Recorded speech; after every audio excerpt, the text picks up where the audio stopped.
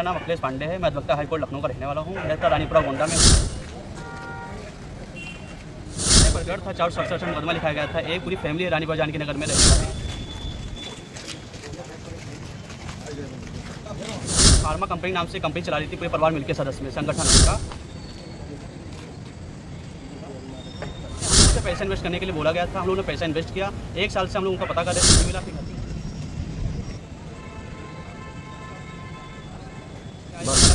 जब घर पे हम लोग गए तो वो लोग फरार हो गए वहाँ से। फिर हम लोगों ने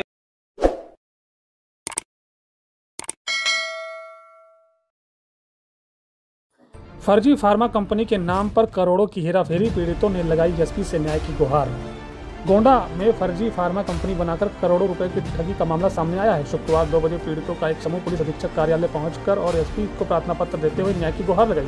पीड़ित अखिलेश पांडे का आरोप है कि रानीपुरा जानकी नगर निवासी अखिलानंद त्रिपाठी, परमानंद त्रिपाठी, पिंकी त्रिपाठी, हरिओम पांडे, चंद्रभान शुक्ला और ज्ञान शर्मा ने मिलकर एक नकली कंपनी बनाई और लोगों को भारी मुनाफा का झांसा देकर पैसा निवेश करने के लिए प्रेरित किया। कई लोगों ने अपनी पूंजी लगाई, लेकिन बाद में कंपनी फर्जी निकली। न तो निवेशकों को पैसा मिला और न ही कोई लाभ। पीड़ित ने आरोपियों को तत्काल गिरफ्तारी कराने की मांग करते हुए पुलिस अधीक्षक से मामले की जांच करवाने और पैसा वापस कराने की मांग की। वहीं आपको बताते चले कि पुलिस ने इस मामले में एक आरोपी को गिरफ्तार कर न्यायालय के लिए रवाना किया है। हम एसपी ऑफिस में आए थे। मेरा नाम अखिलेश पांडे है। मैं अधिवक्ता हूँ हाईकोर्ट लखनऊ में। हमारे प्रकरण था, एक सदस्य रहते गाँव में रानीपुरा जानकी नगर में, जिसमें से अखिलानंद त्रिपाठी, परमानंद त्रिपाठी, उनकी भी पिंकी त्रिपाठी, पिता श्री शिवानंद त्रिपाठी, 2 जीजाएं हरिओम पांडे, चंद्रभान शुक्ला और इनका एक सगा मित्र है जिसका नाम है ज्ञान शर्मा। इन्होंने मिलकर एक कंपनी शुरू किया था, फार्मा कंपनी करके कोई था। उसमें पैसा इन्वेस्ट करने के लिए सिंक्रोनी फार्मा लिमिटेड कंपनी से इन्होंने इसमें शुरू करने का बड़ा भाई जो है अखिलानंद त्रिपाठी, उन्होंने हमारे पास अधिवक्ता था, वो भी साथी था, वहाँ अधिवक्ता में साथ करता है। हम लोग को इन्वेस्ट करने के लिए प्रोसीड किया। हम लोगों ने पैसा लगाया इसमें। कम से कम इसमें 30-35 लोग हम लोग अधिवक्ता लोग हैं। कई गोंडा के भी हैं, आसपास के लोग के रहने वाले भी हैं। हम लोग पैसा लगाया इसमें। कम से कम 12-13 करोड़ रुपया लगा हुआ है। जब पैसे का हेरा फेरी पता चला, बहुत ज़्यादा होने लगा, हम लोग घर पे आए। घर पे से दोनों भाई फरार हो गए। फिर हमने मुकदमा लिखवाया, जिसमें से 6 लोग का मुकदमा लिखवाया गया, जिसका नाम आदित्य सिंह के नाम से वादी है, जिसका नाम 434/25 के नाम से है।